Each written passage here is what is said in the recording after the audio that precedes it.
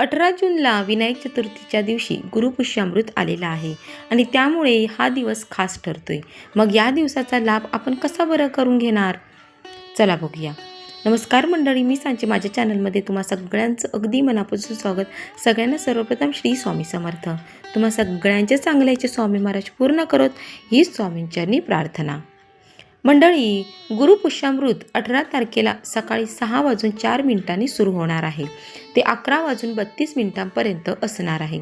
आता हे जे गुरुपुष्यामृत आहे ते कुठलंही नवीन काम सुरू करण्यासाठी, त्याचबरोबर नवीन खरेदी करण्यासाठी, कुठल्याही शुभकार्यासाठी शुभ मानलं गेलं आहे. फक्त लग्न या मुहूर्तावर करत नाही, बाकी सगळी कार्य या मुहूर्तावर करणं अत्यंत शुभ मानलं जातं. कारण मुळातच पुष्य नक्षत्र म्हणजे पोषण करणारं, ऊर्जा देणारं नक्षत्र आणि ते जेव्हा गुरुवारी येतं तेव्हा गुरुपुष्यामृत योग येत असतो, जो यंदा 18 तारखेला विनायक चतुर्थीच्या दिवशी आलेला आहे. आता विनायक चतुर्थी सुद्धा आली आहे, तर मग नक्की गुरुपुष्यामृत योगावर काय करायचं? मुख्य म्हणजे गुरुपुष्यामृत योगावरती लक्ष्मीनारायणाची पूजा केली जाते.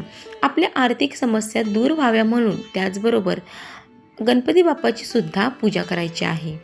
गणपती बाप्पाला सुद्धा लाल फूल आणि दुर्वा अर्पण करायचे आहेत आणि गोडाचा नैवेद्य दाखवायचा आहे. आता या दिवशी तुम्हाला सोनं खरेदी करायचं असेल तर हा अत्यंत शुभ दिवस आहे. गुरुपुष्यामृत योगावर अगदी 1 ग्राम तरी सोनं घ्यावं म्हणजे आपल्याकडे बरकत होते अशी मान्यता आहे. आता हा योगायोग किती सुंदर जुळून आलाय बरं. गुरुपुष्यामृत योगावर तुम्ही नवीन गुंतवणूक करू शकता, नवीन व्यवसायाची सुरुवात करू शकता, कुठल्याही नवीन कार्याची सुरुवात, नवीन खरेदी सगळं करू शकता. आणि कुठलीही नवीन गोष्ट करताना आपण सगळ्यात आधी गणपती बाप्पाचं स्मरण करतो, बरोबर. गणपती बाप्पाच्या स्मरणाशिवाय, गणपती बाप्पाच्या पूजेशिवाय कुठलीही नवीन गोष्ट आपल्याकडे घडत नाही. आता इतका सुंदर दिवस आहे की गुरुपुष्यामृत योग आणि चतुर्थीचा दिवस एकत्रच आलेला आहे. त्यामुळे तुम्हाला कुठल्याही नवीन संकल्पाची सुरुवात करायची असेल तर हा दिवस वाया जाऊ देऊ नका. या दिवसाचा लाभ नक्की घ्या. आता या गुरुपुष्यामृत योगावर खरं तर सोनं चांदी असे काहीतरी दागिने किंवा मौल्यवान वस्तूंची खरेदी करणं शुभ मानलं जातं. त्यामुळे बरकत होते. पण या सोन्या चांदींचे भाव किती गगनाला टेकलेत. मग काय करायचं? आपण काय घेऊ शकतो की जेणेकरून आपल्याकडे धनवृद्धी होईल? तर त्यासाठी तुम्ही धनवृद्धीचे काही ब्रेसलेट मात्र घेऊ शकता. हे ब्रेसलेट नक्कीच तुमच्या बजेटमध्ये येतात, पण या ब्रेसलेटला तुम्ही खरेदी करून या गुरुपुष्यामृत योगावर घालू शकता, जेणेकरून तुमच्याकडे पैसा आकर्षित होईल.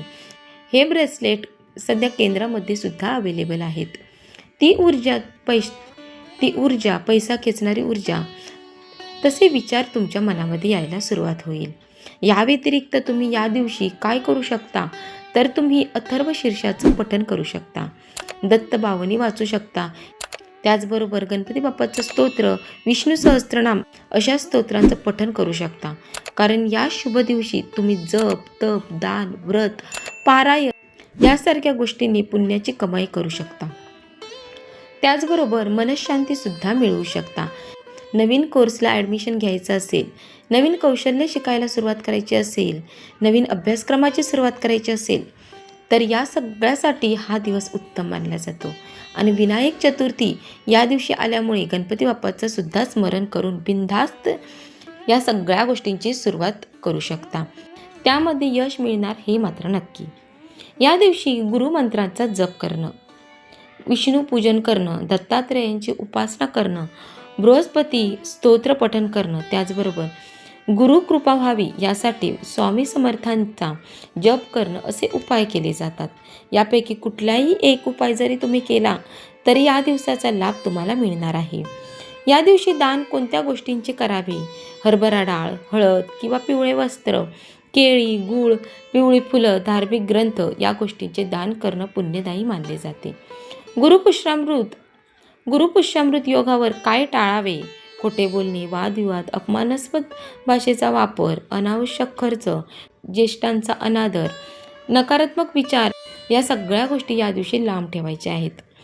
ज्योतिषशास्त्रानुसार गुरुग्रह ज्ञान, धन, भाग्य, विवाह, संतती आणि आध्यात्मिक प्रगतीचा कारक मानला जातो. आणि पुष्य नक्षत्राच्या शुभ ऊर्जेबरोबरच गुरुवारचा दिवस हा अत्यंत फलदायी असतो. या तिथीचा लाभ घ्या आणि जास्तीत जास्त सकारात्मक ऊर्जेचा संचय स्वतःमध्ये करा आणि मी सांगितलेल्या गोष्टी नक्की करायला विसरू नका.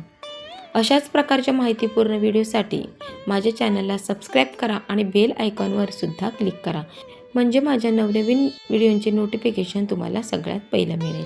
व्हिडिओ आवडला तर लाईक करा, शेअर करा. पुन्हा भेटू अशाच एका नवीन व्हिडिओमध्ये. तोपर्यंत धन्यवाद.